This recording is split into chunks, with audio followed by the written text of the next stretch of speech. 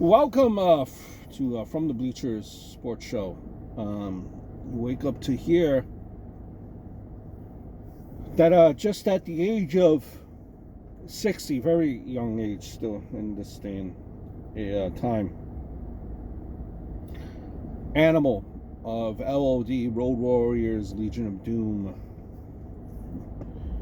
guys that made wrestling believable. One of probably the best powerhouse tag teams there were. Passed away at the age of 60. Grew up in Minnesota, where he was worked as a bouncer. He was scouted by Ed Sharkey, who trained him. There was Hawk, Rick Rude, Smash in the same class. Laurinaitis was actually related to John Laurinaitis, Joe Laurinaitis, and there's John Laurinaitis. Worked his earliest matches as a biker type of character and caught the attention of manager Paul Ellering. He recruited Laurinaitis to be part of a heel stable in Georgia Championship Wrestling, renamed Animal at that point, and paired with Hawk as the stable's primary tag team. The Road Warriors were quote-unquote stereotypical bikers. Fearing that they were too campy, Hawk introduced a number of key changes. They began shaving their heads and wearing chains and face paint. They snarled during interviews and changed their wrestling style. Booked at this point as legitimate monsters, the Road Warriors' instant success. Despite being huge and powerful guys, they were still able to still manage to fly around in the ring with the speed and grace of of much lighter men. Their strategy of constantly attacking and quick tags made them seem merciless. They also innovated double team attacks in which they combined moves into one even more powerful attack. They included a joint finisher, the Doomsday Device. Animal would seat an opponent. How do you not know this finisher? But Animal would seat his opponent on his shoulders, and Hawk would knock them off with a diving lariat from the top rope. They were also more than happy to participate in brutal stipulation matches that resembled the street fights that they were named after. They became so popular that fans refused to boo them whenever they were booked as heels. They would win the tag team championship almost everywhere they went, on multiple occasions. They made the tag team titles seem more important than the company's main heavyweight singles title. Any promoter who could not book them would create their own initiation or their own imitation of them.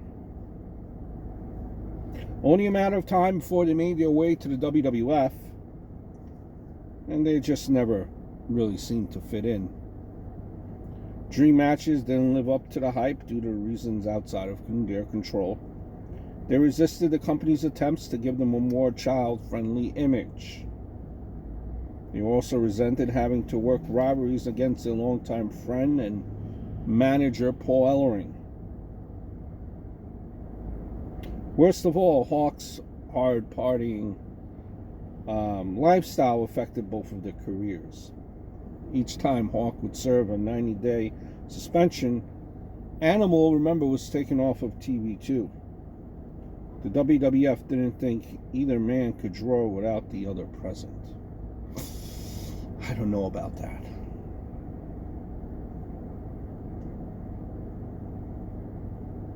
They soon had no choice in the matter.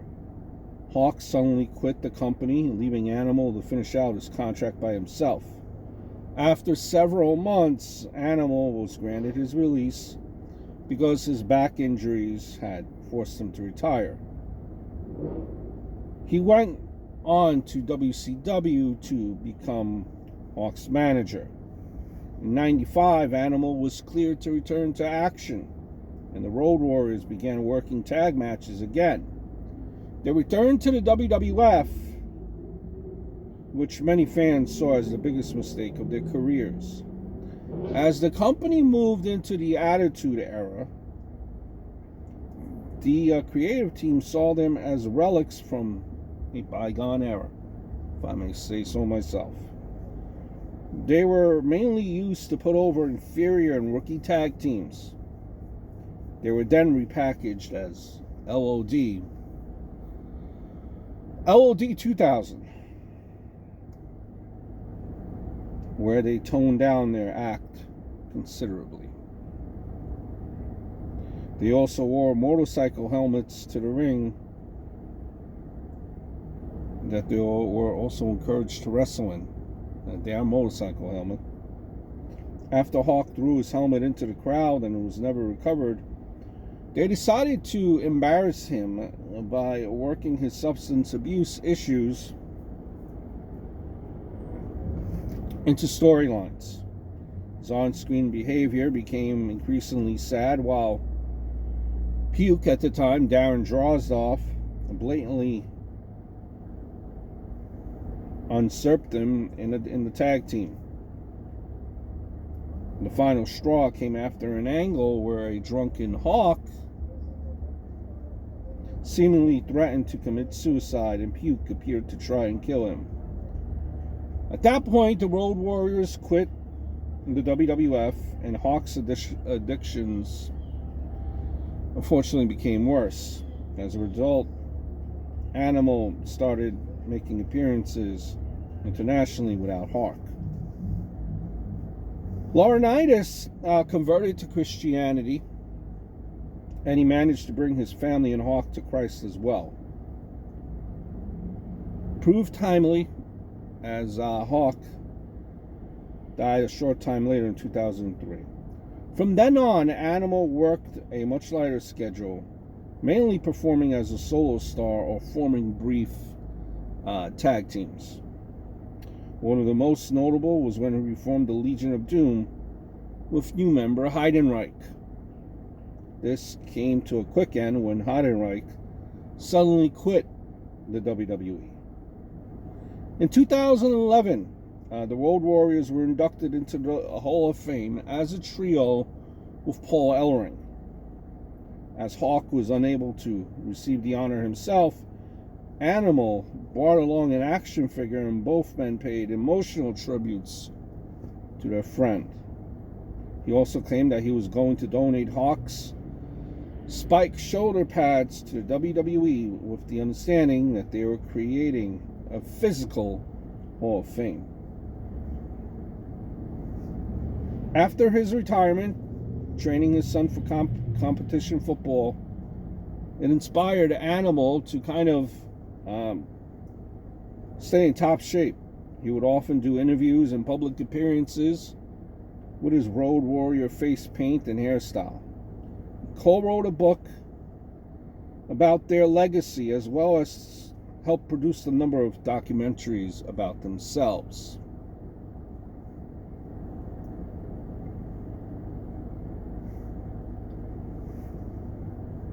It's been Joe Laurinaitis, his first son Joe. Did go on to play for the NFL for some time. He has since retired. And unfortunately, at just 60 years of age, he has died of natural causes.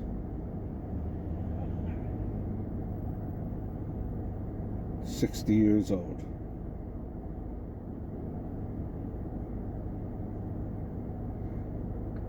A real shame. And the cause of death has been confirmed to be natural causes. I hope all is well, and I look forward to speaking to you guys very, very soon.